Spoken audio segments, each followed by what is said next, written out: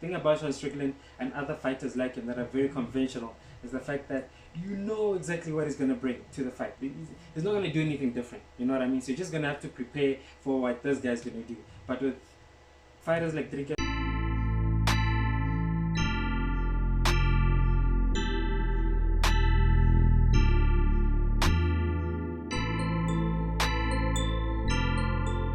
hello everyone and welcome to today's episode of The Corner Flag. We are here with your favorite host, Shane, and in today's episode, of course, we are looking at UFC 312, where Dricus Duplessis defended his title, his middleweight title belt, against Sean Strickland out there in Sydney, Australia, and these guys were treated to a hell of a bout, guys, definitely.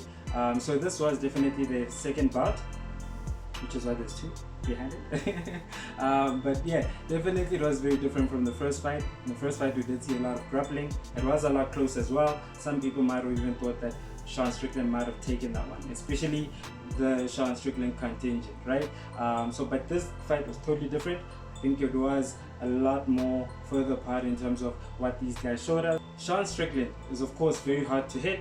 That's one thing I'll give him credit for, especially cleanly. It's very hard to hit him very, very cleanly. A lot of previous fighters struggled. Adesanya, one of the best strikers in the sport, actually, not just in the middleweight, just in the sport in general, of course, suffered that as well. But one thing that Dricus does bring, a little bit different, you know, is he is a little bit more unconventional. But as unconventional as he is, he does have a lot of moves in his repertoire, and I think he displayed that in this fight.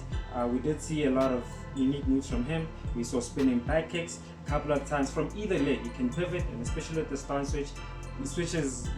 Yeah, Dricus doesn't stay in one stance for more than 5 seconds, I reckon, actually, you know. So he can pivot from either foot into a spinning back kick, spinning back fist as well, caught that cleanly, spinning back elbow also, question mark kick to the head. He also showed him going for the shins as well with the low kicks, body kicks as well. He went with a spinning back kick to the head as well, especially when he got a little bit excited. I think that was in the 5th round or late in the 4th round when Sean Strickland had just broken his nose actually. So he did show a lot of his capabilities. We already know that he is very competent on the ground as far as his jiu-jitsu goes.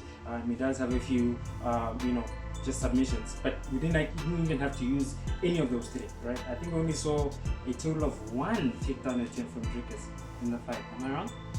Yeah, I think we only saw just one takedown, you know. But even then, it wasn't necessarily expected. I think he just took it because he wanted to change the tempo of the fight, and that's one thing that he does really, really well. The thing about Sean Strickland and other fighters like him that are very conventional is the fact that you know exactly what he's going to bring to the fight. He's not going to do anything different, you know what I mean? So you're just going to have to prepare for what this guy's going to do. But with fighters like Dricus, it's a little bit more different. He does have a lot more in his repertoire. He's good on the ground, he's good on his feet, his kickboxing is really, really good. He throws from any angle, right? If you saw, I think we should actually go over the scorecards at the end of the video. But yeah, you even see the strikes, right?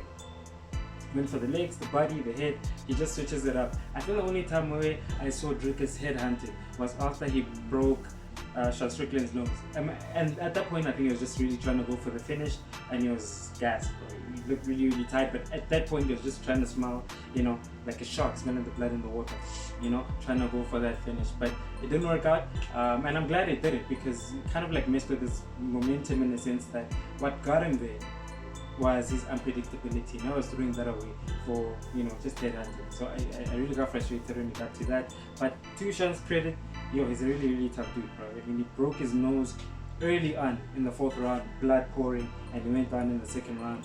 And he was even a little bit more unpredictable. He went and, you know, forward pressure, the way Sean Strickland does it, popped his nose into place. So, yeah, that's MMA for you. But anyway, tell us what you thought of the fight, and what you think about Dricus Duplessis' upcoming fight where he's going to face Khamzat Chimaev.